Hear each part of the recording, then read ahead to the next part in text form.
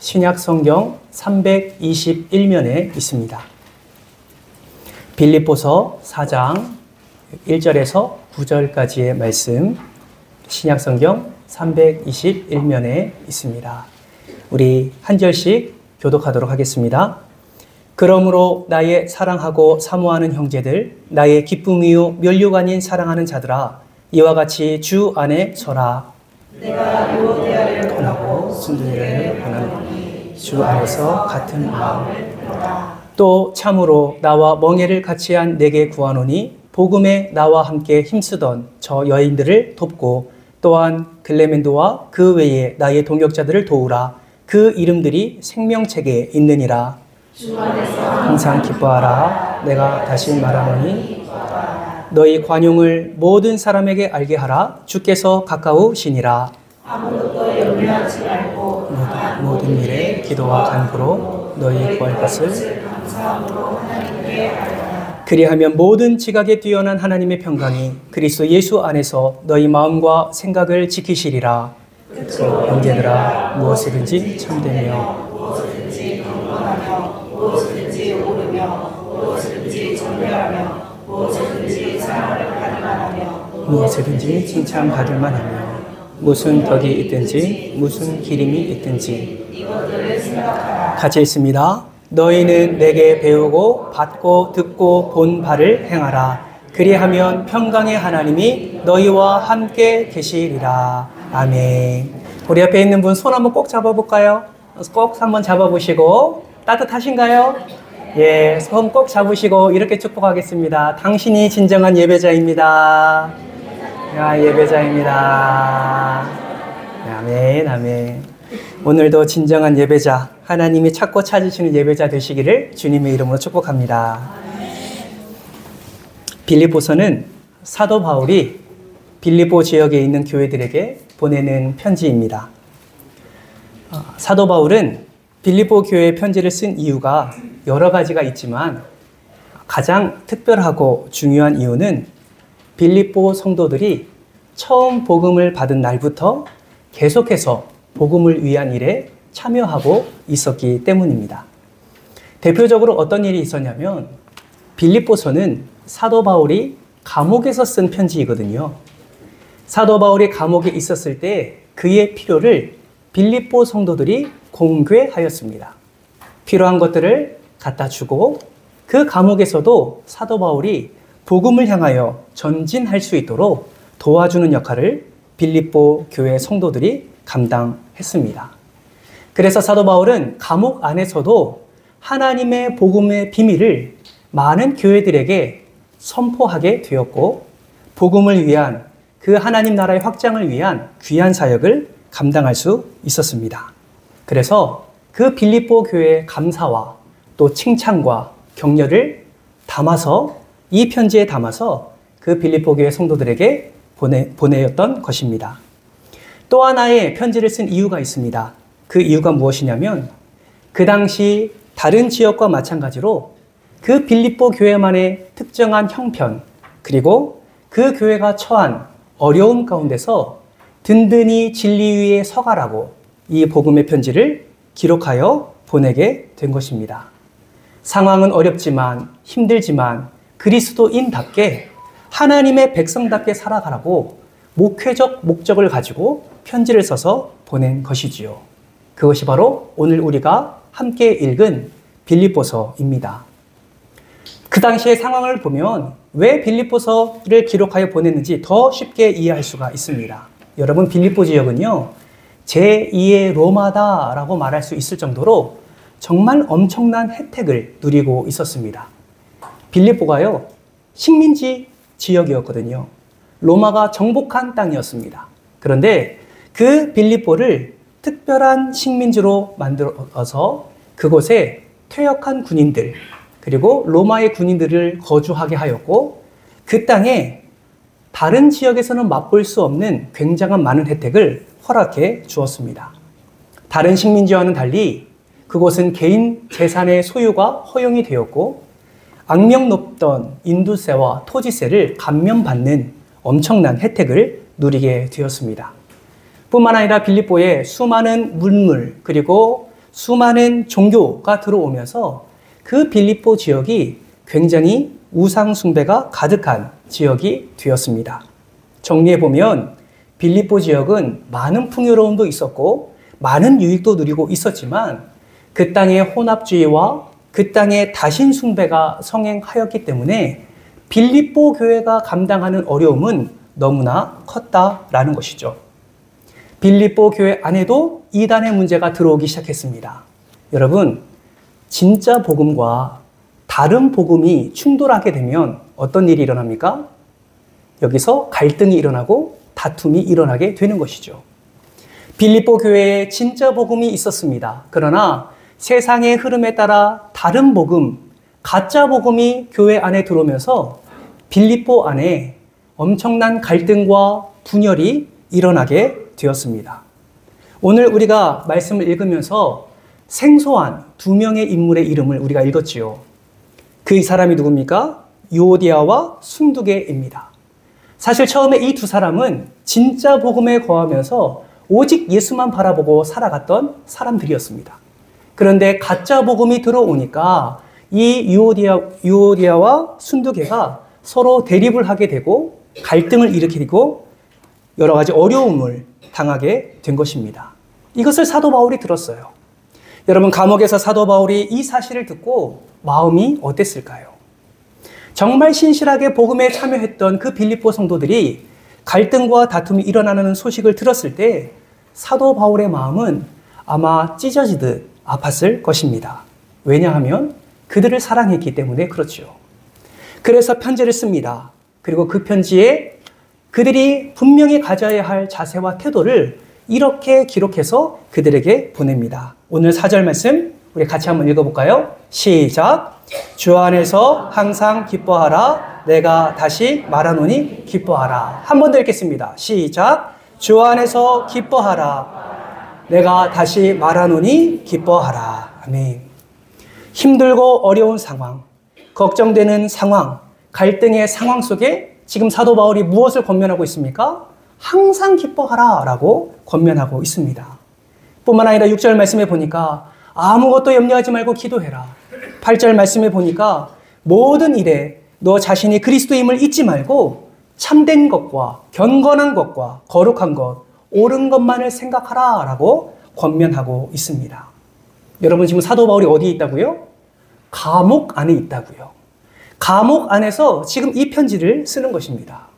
여러분, 사도 바울의 상황이 좋은 상황입니까? 그렇지 않아요. 여러분, 혹시 감옥 갔다 오셨습니까?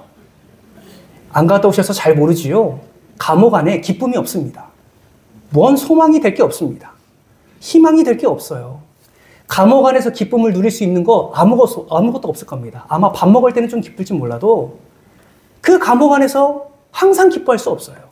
그런데 감옥 안에 있는 사도 바울이 지금 감옥 밖에 있는 빌립보 교회를 향하여서 무엇을 권면합니까? 항상 기뻐하라 라고 권면하고 있는 것입니다. 여러분, 생각해 보세요. 이 편지를 받았습니다. 사도 바울의 권면입니다. 주 안에서 항상 기뻐하라 라는 글을 그들이 보게 되었습니다. 여러분, 빌립보 교회 성도들이 어떤 마음을 품었을까요? 여러분, 생각해 보세요. 기뻐할 만한 일이 있어야 기뻐할 거 아닙니까? 아닙니까? 여러분, 지난 한 주간 동안 기쁨의 삶을 사셨습니까? 거봐요. 아무도 대답 안 하시잖아요. 기쁨의 삶을 사셨습니까?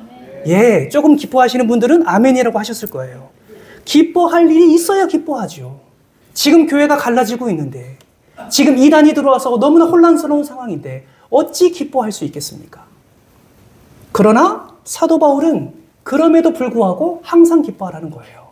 놓치지 말아야 할 단어가 있습니다. 어디 안에서? 주 안에서 항상 기뻐하라 라고 말씀을 하고 있는 것입니다. 이것은 무엇을 의미하는 것일까요? 이 말은 어떠한 감정의 상태, 즉 기뻐하는 상태를 계속 유지하라는 말이 아닙니다. 항상 기뻐하라는 말은 기본적인 삶의 자세를 기뻐하는 삶으로 가져가라 라는 것을 의미하는 것입니다.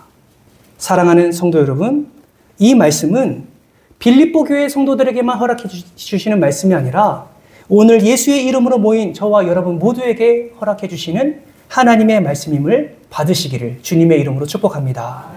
우리 삶도 마찬가지 아닙니까? 기뻐할 일이 있어야 기뻐하죠.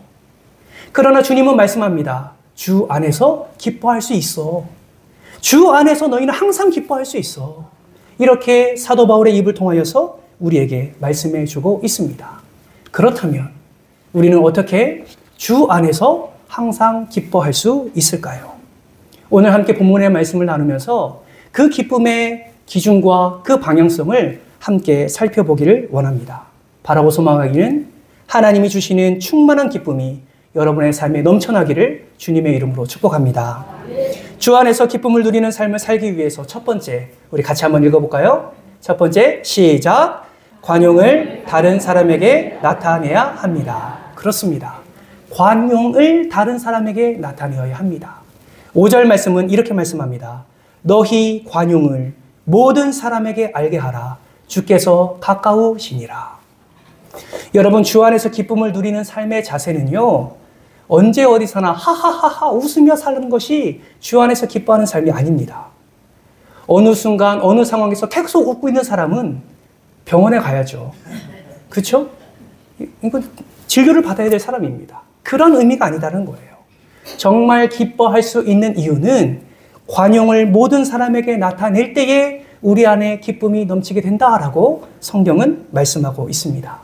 그럼 도대체 관용이 무엇이길래 사도 바울은 주님의 마음을 품고 빌립보 성도들에게 관용을 나타내라 라고 말하고 있는 것일까요? 관용, 사전적 의미는 이렇습니다. 남의 잘못 따위를 너그럽게 받아들이거나 용서하는 것. 이것이 사전적 의미의 관용입니다. 그렇다면 성경이 말하는 관용은 어떤 의미일까요? 이 의미에서 조금 더 확장됩니다.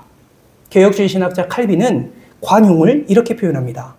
관용을 손해나 역경을 당해도 쉽게 동요되거나 넘어지지 않고 평정을 유지하는 영적인 인내라고 말을 합니다.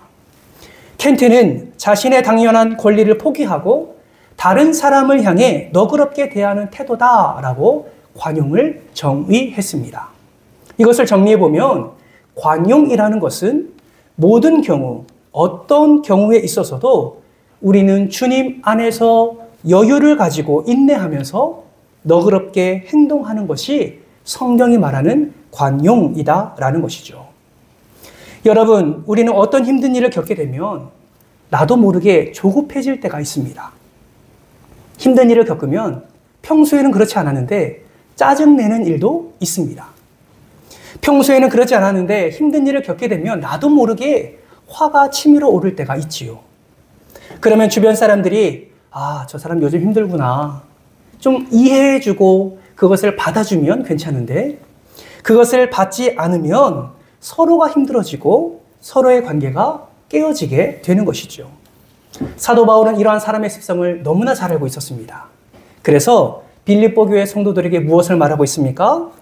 아무리 상황이 열악하다 할지라도, 아무리 너희의 감정 상태에 분이 일어나고 화가 일어나고 짜증이 일어난다 할지라도, 어떤 분쟁과 갈등과 나뉘어짐이 있다 할지라도 너희는 이것을 나타내라. 이것이 무엇입니까?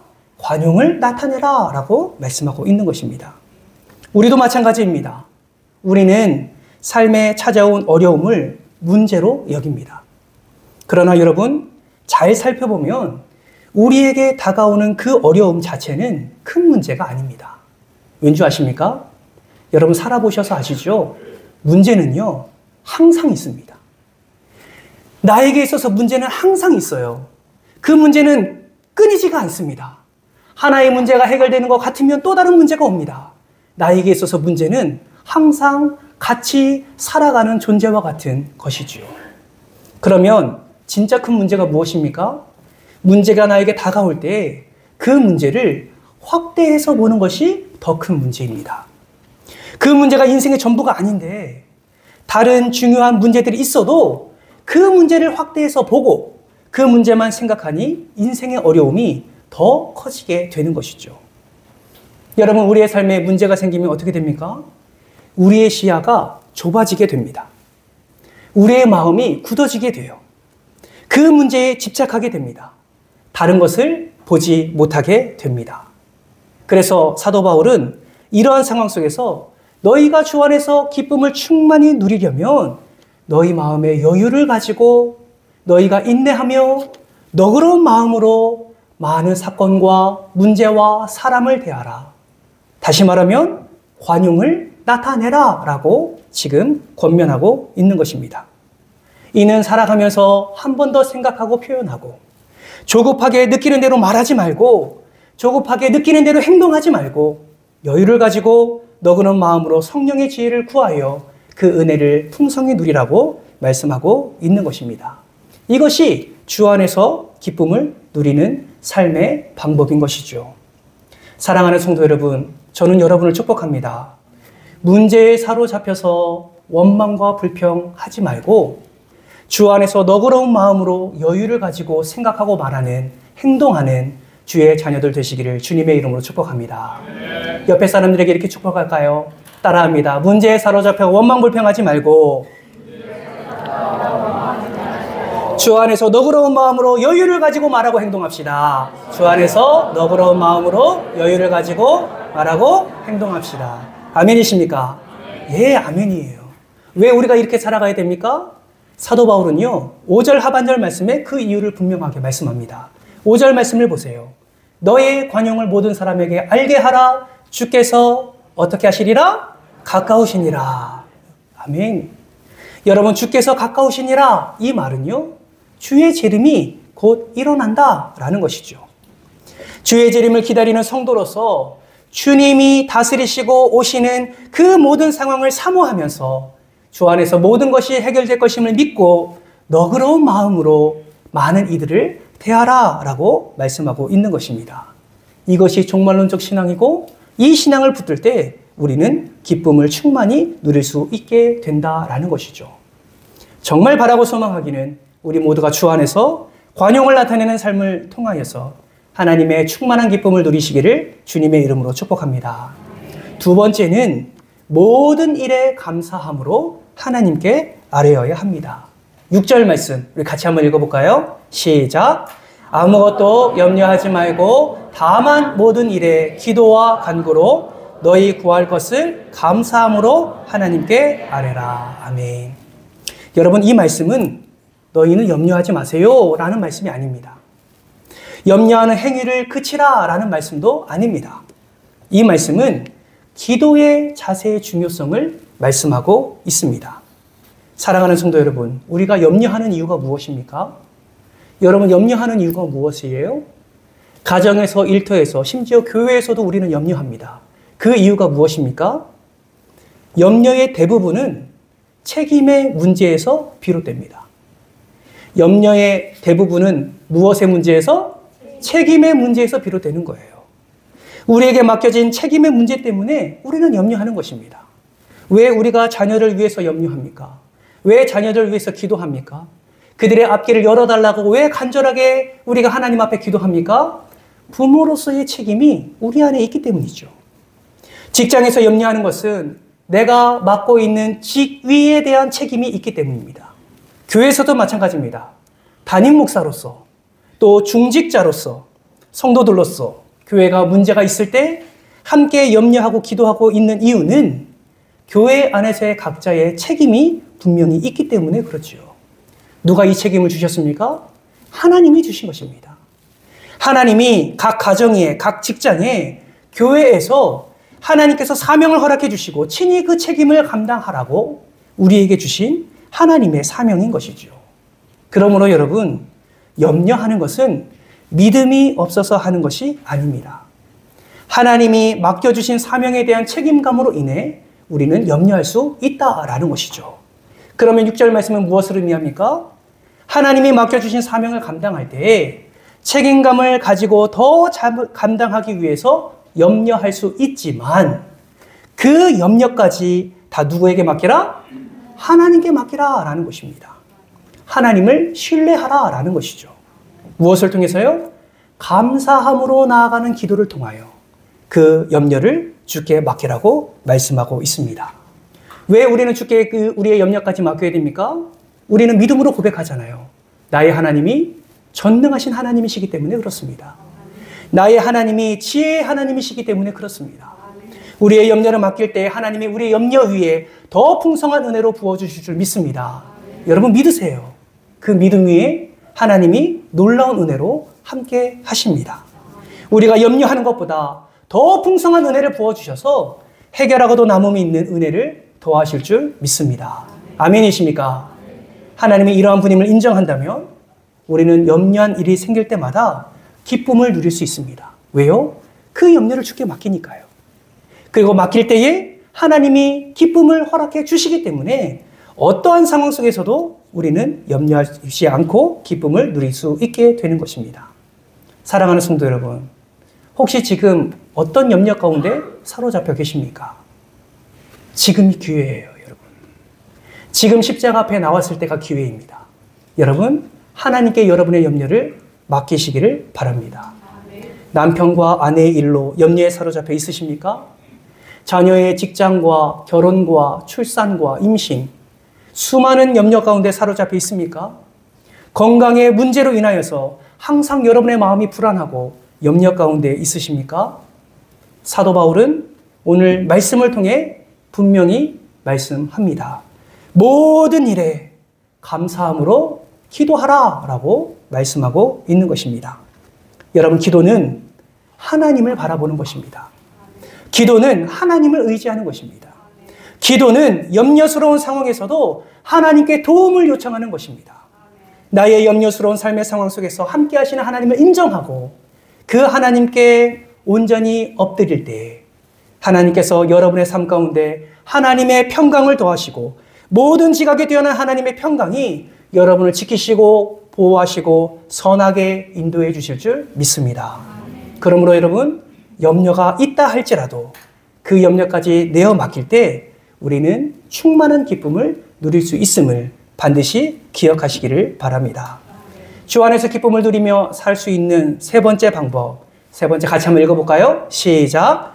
주 안에서 옳은 것을 생각하고 행동해야 합니다. 아멘. 오늘 본문 8절 말씀도 우리 같이 한번 읽겠습니다. 8절 말씀 있습니다. 시작! 끝으로 형제들아, 무엇에든지 참되며 무엇에든지 경건하며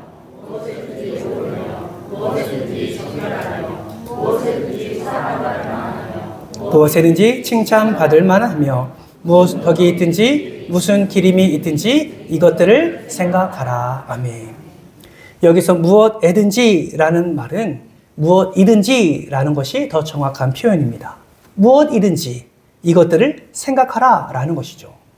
그러면 여기서 말하는 생각하라는 말은 무엇을 생각하라 라는 것일까요? 여러분 기억하십시오. 상황보다 원칙을 중요하게 생각하고 행동하라 라는 것입니다. 상황보다 무엇을 더 중요하게 생각하라고요? 원칙을 더 중요하게 생각하고 행동하라는 거예요. 여러분 잊지 마세요. 우리는 그리스도인입니다. 하나님의 자녀예요. 이 정체성이 분명하게 있어야 합니다. 그리스도인이라면 참되며 정결하며 옳으며 거룩함을 나타내야 될 줄 믿습니다. 그러나 이러한 것을 행할 때에 상황보다 원칙을 더 중요하게 여기고 생각하고 행동하는 것이 중요하다고 사도 바울은 말하고 있는 것입니다. 저는 이 말씀을 읽을 때에 떠오르는 인물이 있습니다. 여러분이 잘 아시는 요셉입니다. 성경에 묘사된 요셉은 20세 중반의 용모가 준수하고 아담한 청년이었습니다. 얼마나 잘생기고 멋있었는지 요즘 말로 하면 아이돌과 같은 그런 모습이 아니었을까라는 생각을 해보게 됩니다. 여러분, 이 요셉을 누가 좋아했습니까? 제가 좋아했어요. 지금도 좋아하고 있습니다. 그러나 성경에 보니까 이 요셉을 누가 좋아했다고 말합니까? 보디발의 아내가 좋아했다라고 성경은 기록하고 있습니다. 그래서 그를 어떻게 했습니까? 유혹하지요. 같이 동침하자고 유혹합니다. 여러분, 이 유혹에 요셉이 어떻게 했습니까? 뿌리쳤습니다. 왜 뿌리쳤습니까? 왜 유혹을 뿌리쳤을까요? 궁시렁대지 마시고. 왜 유혹을 뿌리쳤을까요? 네, 맞습니다. 네, 여러분이 말씀하신 게 맞아요. 여러분, 그런데 시대적인 상황을 한번 생각해 보세요. 여러분, 기회 아닙니까? 신분 상승할 수 있는 기회 아닌가요? 대박을 잡을 수 있는 기회 아닙니까? 여러분, 다른 사람도 아니에요. 보디발의 아내, 집 주인의 아내가 좋다고 자기를 잡아 당기는 거예요. 여러분, 성공의 지름길 아닙니까? 눈 한 번 딱 감고 그 유혹을 잡았으면 여러분 요셉의 삶은 어땠을까요? 생각해 보니까요, 대박이었을 겁니다. 살 길이 열렸을 거예요. 안주인의 마음을 차지했습니다. 여러분, 그 당시의 삶에서의 그 종과 주인의 관계는 상상할 수가 없어요. 여러분, 종은요, 주인의 소유입니다. 소유. 여러분이 소유물을 주머니에 넣고 다니는 것처럼, 그것을 여러분의 마음대로 사용하는 것처럼 종은요, 주인의 소유물입니다. 성적으로 유혹이 됩니까? 데려다가 자신의 쾌락의 만족의 수단으로 삼으면 됩니다. 죄가 아니에요. 무엇인가를 시켰는데 마음에 들지 않습니까? 돌을 들어 찍어 죽여도 죄가 되지 않습니다. 왜요? 소유물이기 때문에 그렇습니다. 여러분, 이러한 소유물인 종이 집주인의 총애를 받습니다. 여러분, 이거는요, 누가 뭐래도요, 잡아야 되는 거예요. 잡아야 인생 피는 겁니다. 아무리 요셉이 그 모든 가정 총무로서 집안 전체를 관리하는 위치에 있다 할지라도 종인 것은 변하지 않습니다. 모든 것을 관리해도 아내의 마음을 빼앗았으면 그대로 인생 피는 것입니다. 그런데 왜 요셉은 그 유혹을 뿌리쳤습니까? 그 유혹을 뿌리치고 도망갔을 때, 옷을 훌러덩 벗고 도망갔을 때, 뒤에서 깍 소리 지르는 것을 들었을 때, 여러분, 요셉이 나락으로 떨어질 것을 생각하지 못했을까요? 여러분, 요셉이 그 유혹을 뿌리친 이유는 그 상황에서 옳은 것을 생각하고 판단한 것이 아닙니다. 요셉이 그 유혹을 뿌리칠 수 있었던 것은 하나님 앞에서, 주 안에서 옳은 것을 생각하고 판단했기 때문에 그렇습니다. 요셉은 그 상황에서 자신이 가장 손해를 적게 보는 방법을 계산하고 선택한 것이 아니에요. 합리적인 방법으로 생각하고 결정하지 않았습니다. 만약에 그랬다면 그 아내가 소리를 질렀을 때 다시 돌아가야죠. 그 아내가 소리를 질렀을 때 다시 돌아가서 잘못했다고 빌어야 되는 것이 정상입니다. 왜요? 그것이 합리적인 것이거든요. 그러나 요셉은 그러지 않았습니다. 끝까지 주 안에서 옳은 것을 생각하고 행동했습니다. 여러분, 요셉의 위대함이 여기서 나오는 거예요. 사랑하는 성도 여러분, 우리도 이런 위기 만날 때 있지 않습니까? 우리 인생에도 어쩔 수 없는 상황 분명히 일어납니다. 이렇게 해도 손해를 보고 저렇게 해도 손해를 보는 상황이 일어나지요. 그리스도인으로서 이렇게 해도 당하고 이렇게 해도 당하는 일들이 우리 안에 일어나게 됩니다. 여러분들은 그런 위기를 만날 때 무엇을 생각하고 무엇을 행동하십니까? 대부분의 사람들은 자신의 손해를 적게 보는 방법을 택합니다. 어떻게 하면 더 적게 손해를 볼 것인가 계산하고 합리적인 방법을 선택합니다. 그리고 그 선택이 좋았다고 기뻐하죠. 그러나 여러분, 오늘 말씀에서 그리스도인이 어떻게 무엇을 선택하라고 말합니까? 주 안에서 옳은 것을 생각하고 행동하라라고 말씀합니다. 사랑하는 성도 여러분, 정말 마음을 다해서 여러분을 축복하며 권면합니다. 주 안에서 옳은 것을 생각하고 행동하십시오. 그것이 우리가 살아가야 될 기준이고 방향입니다. 다시 한번 부탁드립니다. 주 안에서 옳은 것을 생각하고 행동하시기 바랍니다. 그럴 때에 우리의 삶 속에 하나님의 참된 것, 거룩한 것, 경건한 것, 정결한 것이 일어나게 되고 그 삶을 하나님이 기뻐 받으시며 그러한 생각과 행동 가운데 하나님이 참된 기쁨, 충만한 기쁨을 우리에게 허락해 주실 줄 믿습니다.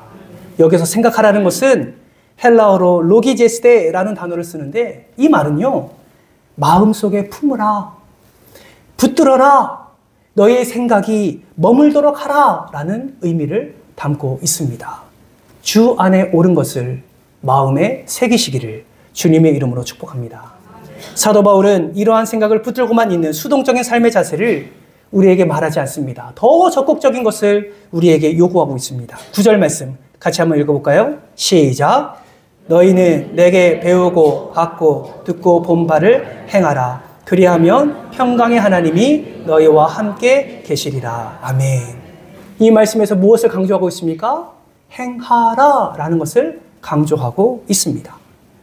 여러분, 우리는 단순한 배움에 그쳐서 거룩함에 이를 수가 없습니다. 너희는 내게 배우고 받고 듣고 본 바를 행하라 라고 말씀하실 때 이 행함이 있을 때에만 우리가 분명히 더 큰 은혜와 그 기쁨을 누리게 된다라는 것입니다. 사랑하는 성도 여러분, 우리는 매주 하나님의 말씀을 듣습니다. 주일 낮 예배뿐만 아니라 찬양 예배를 통해서 수요 예배, 금요 기도회, 새벽 예배를 통해서 하나님의 말씀을 듣습니다.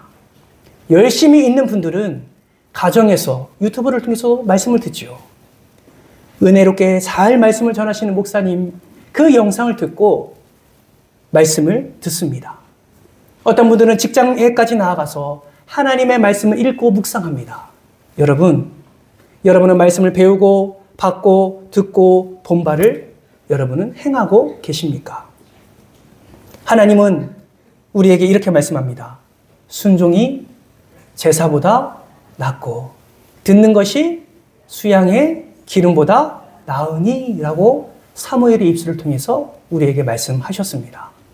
여러분, 순종이 제사보다 낫습니다. 마음을 다하여 예배드리고 나아가서 내 마음대로 사는 것보다 마음을 드리고 예배하고 나가서도 주를 향하여 순종함으로 행하며 살아갈 때에 하나님이 우리의 삶을 기뻐 받으시고 은혜를 더해 주시는 것입니다. 요한복음 14장 21절 말씀 같이 한번 읽어볼까요? 함께 읽습니다. 나의 계명을 지키는 자라야 나를 사랑하는 자니 나를 사랑하는 자는 내 아버지께 사랑을 받을 것이요 나도 그를 사랑하여 그에게 나를 나타내리라. 여러분, 이 말씀 누가 하신 말씀이에요? 우리 예수님이 하신 말씀입니다. 예수님은 친히 계명을 지키셨습니다. 예수님은 친히 말씀을 살아내셨습니다. 예수님은 친히 그 말씀을 붙들고 그 십자가의 길로 나아가셨습니다. 여러분, 우리는 예수의 제자입니다. 그렇다면 우리도 예수가 나아간 그 길, 계명을 지키는 이 일, 말씀에 순종하는 이 일을 우리는 최선을 다해서 감당해야 될 줄 믿습니다. 여러분, 우리의 삶에 얼마나 많은 빈칸들이 있습니까? 여러분, 그 빈칸들을 여러분의 말씀에 순종함으로 채우시기를 주님의 이름으로 축복합니다. 그럴 때 하나님의 놀라운 은혜가 우리의 삶 가운데 넘치도록 부어지게 되는 것입니다. 그러면 어떻게 하면 우리가 행함으로 나아갈 수 있을까요? 여러분 기억하십시오. 경건은 거창한 것이 아닙니다. 여러분, 우리의 삶 속에서 작은 것 하나부터 말씀에 순종하는 그러한 삶의 자리로 나아갈 때에 그 순종이 쌓이고 쌓여서 우리의 경건이 되어지고 그 경건으로 말미암아 그 말씀이 우리의 삶 가운데 능력이 되는 것입니다. 여러분, 이번 한 주간 동안 여러분 고민했으면 좋겠어요.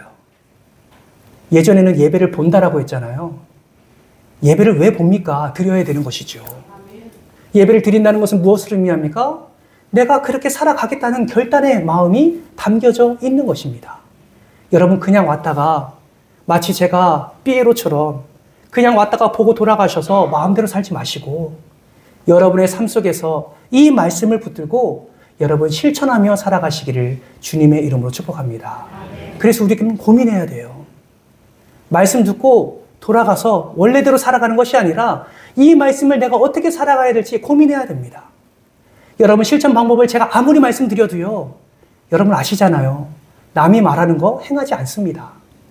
내가 스스로 고민하고 말씀의 능력을 경험하기 위하여 하나하나 하나님 앞에서 기도하면서 내가 이 말씀에 실천하며 나아가게 될 때에 우리의 결단의 행동이 더해질 때 하나님은 그 속에서 능력과 역사를 허락해 주시는 것입니다. 여러분, 지금도 늦지 않았습니다. 오늘 이 시간 말씀을 듣고 관용을 어떻게 나타낼 것인지, 어떻게 오직 감사함으로 주님께 아뢰을 것인지, 주 안에서 옳은 것을 생각하고 어떻게 행동할 것인지를 함께 고민하면서 이번 한 주간 하나님이 부어주시는 놀라운 충만의 기쁨을 누리시기를 주님의 이름으로 축복합니다. 유명한 아이스하키 선수였던 웨인 그레이츠키는 이런 말을 했어요. 쏘지 않는 슛은 100% 들어가지 않는다. 너무나 당연한 말 아닙니까? 쏘지 않는 슛은 100% 들어가지 않는다. 우리가 행하지 않는 말씀이 어떻게 능력이 될 수 있겠습니까? 사랑하는 성도 여러분, 사도 바울의 강력한 권면, 주 안에서 기뻐하는 삶을 누리기 위해 우리가 이 말씀을 붙들고 이번 한 주간도 은혜로 살아가는, 그래서 충만한 기쁨을 누리는 복된 한 주간 되시기를 주님의 이름으로 축원합니다. 함께 기도할까요?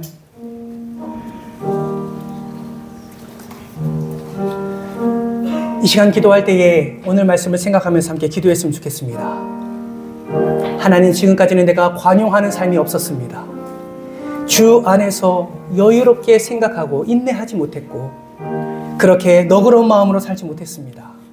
주님, 은혜를 더하사 어떠한 사건과 사람과 관계 속에서 이러한 어려움을 겪을 때마다 관용을 나타낼 수 있도록 도와주옵소서. 내 안에 염려와 근심과 걱정이 너무나 많습니다. 주님, 그러한 것들이 있다 할지라도 오직 감사함으로 주님 앞에 엎드리게 하여 주옵소서. 상황에 따라 옳은 것을 선택하는 것이 아니라 원칙에 따라 하나님의 말씀의 원칙을 붙들고 그 말씀 안에서 하나님의 옳은 것을 생각하며 행동하는 내가 될 수 있도록 도와주옵소서. 말씀을 듣는 것으로만 그치는 것이 아니라 행함으로 하나님이 예비하신 놀라운 기쁨의 은혜를 충만히 누리게 하여 주옵소서. 이 말씀을 붙잡으면서 우리 주여 한번 외치고 통성으로 기도하며 나갑니다. 하나님, 감사합니다.